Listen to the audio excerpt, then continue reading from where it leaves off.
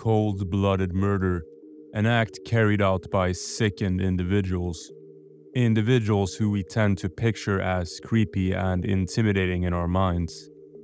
Sometimes, however, special cases emerge. Instances where the most cruel act known to mankind just so happens to be carried out by a child. There are a few well-known documented cases of children who murdered, children who display deviant tendencies at an extremely young age. We often picture kids as innocent and playful, which makes the concept of child killers so difficult to wrap our heads around. Nonetheless, shall we take a deeper look at 3 different cases involving a child killer, starting off with the very first case. On the morning of August 2nd, 1993, 4-year-old Derek Robbie bid his mother farewell with a kiss and loving words before heading off to summer camp at a nearby park in Savona. Doreen Robbie recalled that it was the first time she ever allowed Derek to venture out on his own, as the park was just 1 block away on the same side of the street. However, Derek would never return home. When looking for Derek, it only took officers a matter of hours to locate Derek's bodily remains. They were shocked by the brutality of the murder, and residents of the small town quickly began speculating about who could have possibly done such a terrible thing. And the answer would shock even the most seasoned investigators. Residents were stunned to learn that the perpetrator was a 13-year-old boy named Eric Smith. How could such a young person commit such a heinous crime? Smith had not only murdered Robbie, but he also tortured him and then sodomized his dead body with a stick. Smith claimed that he simply snapped after years of bullying at school after confessing to the murder. He needed to vent his rage on someone, and Robbie was the unfortunate victim. When 13-year-old Eric Smith saw the young boy, what should have been a brief safe stroll for him became a deadly encounter. Robbie was tricked into the woods by Smith, who claimed to know a shortcut to the park, and then he attacked. Eric Smith's family started to worry about his behavior in the days after Robbie died. On the very evening of Robbie's murder, Smith spoke with Marlene, a neighbor and family friend, about Robbie. Eric had apparently asked his neighbor what would happen if it turned out to be a kid who had killed Robbie, and then he also asked her about potential DNA evidence. Shockingly, he had even walked into the police station offering to help them solve the crime, offering them information on what he wore that same day. Obviously, the sudden event made them very suspicious, but shortly after, they had no reason to investigate any further. Smith confessed to the murder 2 days after Robbie's funeral. In court, Smith apparently showed very little emotion, just staring into nothingness and staying silent throughout, which is strange considering his young age. You'd imagine a child is more inclined to burst into tears or react emotionally due to the weight of the situation. Eric Smith is now 42 years old and was freed from prison last year after spending 28 years behind bars. He had previously been denied parole several times, and many people think it's a huge gamble to release him into society again. But what do you guys think? Is he gonna reoffend, or is he a changed man? I viewed life in a very dark manner. I couldn't carry the pain and anguish that I felt anymore. I rode my bike around and I seen Derek.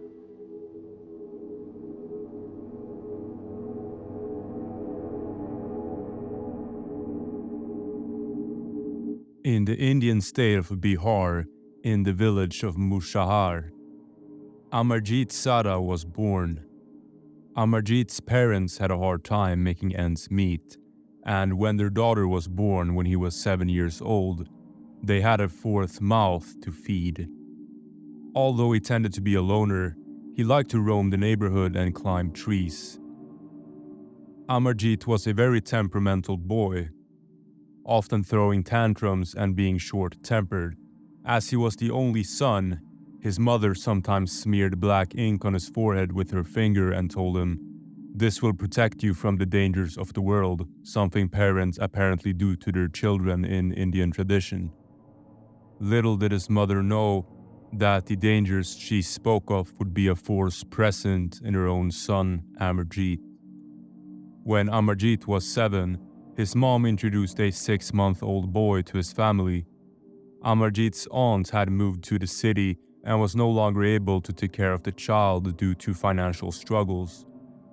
Amarjeet's mother then offered to take care of the child, but this would be a big mistake on her part.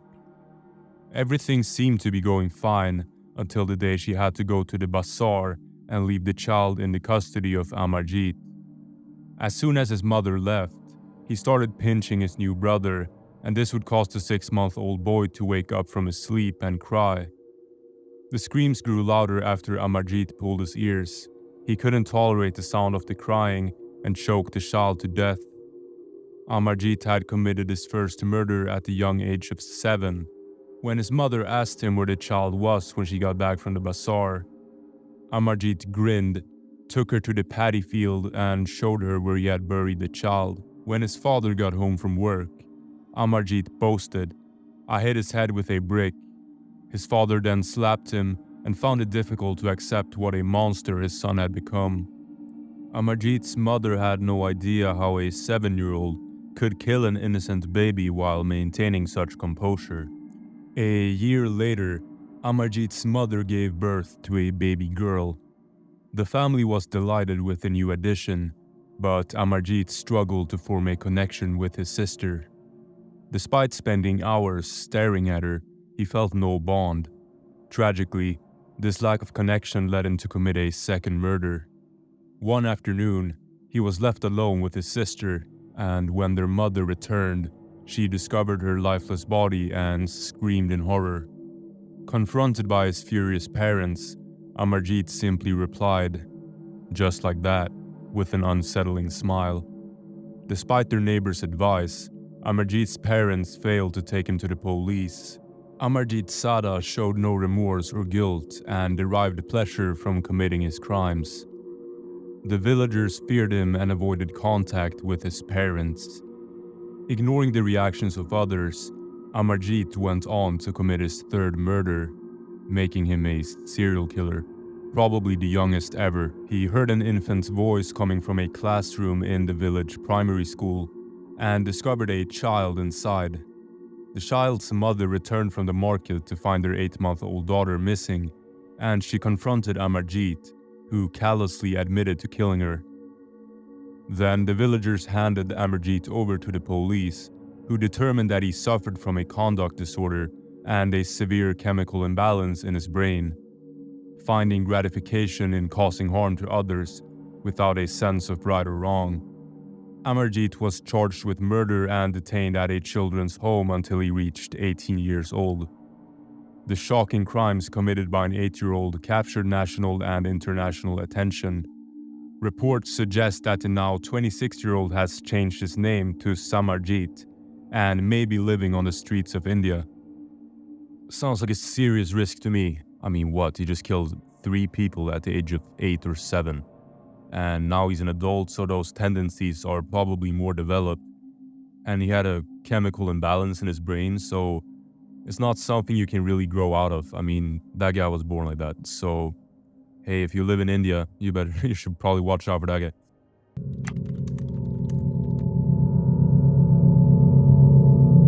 Graham Frederick Young was born on September 7, 1947 in Neasden, North London. His mother passed away 3 months after his birth, and his father Fred was devastated. Graham Young was placed under the care of his aunt Winnie, while his sister went to live with their grandparents. For the first 2 years of his life, Young formed a close bond with his aunt and her husband Jack. However, when his father remarried in 1950 and the family reunited in St. Albans, Young showed signs of distress from being separated from his aunt, and he exhibited peculiar behavior and preferred solitude, showing little interest in socializing with children his age. As Young grew older and learned how to read, he developed a preference for sensationalist and non-fiction books about murder, with a particular fascination for Dr. Crippen, a notorious poisoner. By his teenage years, Young's interests took a darker turn as he became fixated on Adolf Hitler, even going as far as wearing swastikas and praising Hitler's misunderstood qualities to others. He also delved into occult literature and attempted to involve local children in strange occult rituals. Disturbingly, there were reports of missing cats in the area, which hinted at the possibility of regular sacrificial ceremonies taking place. Despite not recognizing the warning signs, Frank, Graham Young's father, supported his son's interest in science by purchasing him a chemistry set. Young immersed himself in his experiments, earning him the nickname Mad Professor among his schoolmates. His knowledge of toxicology grew to the extent that at just 13 years old, he was able to acquire significant amounts of poisonous chemicals by deceiving professional chemists about his age and claiming they were for educational purposes. Using his acquired poisons, Young began conducting sinister experiments on real people. He would serve tea laced with toxic mixtures to his family members and classmates. In 1961, his stepmother Molly and later his father and older sister started experiencing severe stomach cramps. The symptoms soon extended to a classmate named Christopher Williams, who also fell ill. Despite his sinister actions, nobody initially suspected Graham Young of poisoning his family members. They attributed the mysterious illness to a contagious stomach bug. However, suspicions arose when Young's sister fell extremely ill while on her way to work. On April 21st, 1962, Molly Young, Graham's stepmother, was rushed to the hospital in severe pain and passed away later that night. It was later discovered that Young had been slowly poisoning her tea with antimony, to which she had developed a tolerance. However, the night before her death, Young switched to thallium in an attempt to accelerate the process. However, Molly's cremation prevented further analysis of her remains, allowing Young to remain on his dark path. Young's aunt, who had been aware of his fascination with poison, became suspicious and arranged for him to see a psychiatrist. The psychiatrist recommended involving the police, and on May 23, 1962, Graham Young was arrested and confessed to the murders of his stepmother as well as the poisoning of other family members. However, due to the lack of evidence from Molly's cremation, he was not charged with her murder, but instead was placed in the Broadmoor Maximum Security Hospital. After his release from Broadmoor at the age of 23, Graham Young started working at John Hadland's Laboratories, a facility that manufactured infrared lenses for military equipment using thallium. Unaware of his criminal history and psychiatric stay, his coworkers saw him as a kind and helpful colleague. Young took advantage of this trust by offering to make coffee and tea for his coworkers, unknowingly poisoning them. A wave of sickness spread through the lab, initially attributed to a common bug. However, when an employee named Bob died after experiencing illness at work, suspicions started to arise. Bob had initially recovered when he was away from the lab, but then fell ill again upon returning. Eventually, he passed away on July 7, 1971. Another death occurred shortly after when 60-year-old Fred Biggs succumbed to similar symptoms. Nearly 70 employees had experienced illness resembling the two deceased men.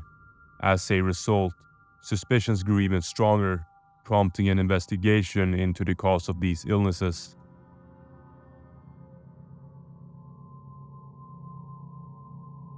Graham Young's own eagerness and knowledge of toxicology led to his downfall.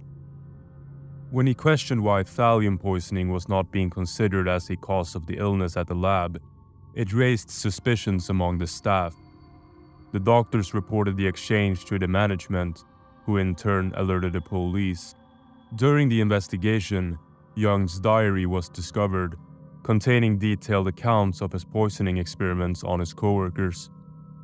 Additionally, traces of thallium were found in his pockets, providing further evidence against him. In June 1972, Young was sentenced to life in prison. In 1990, he was found dead in his cell, with the official cause of death recorded as a heart attack. However, there is speculation that he may have conducted a final experiment on himself, possibly as a way to escape his life sentence. And just like that will wrap up this video, guys. Thanks to every single one of you who watched my videos. I appreciate it a lot. Make sure to drop your opinion on this topic in the comment section. And nonetheless, thank you for watching this episode of Horror Vault.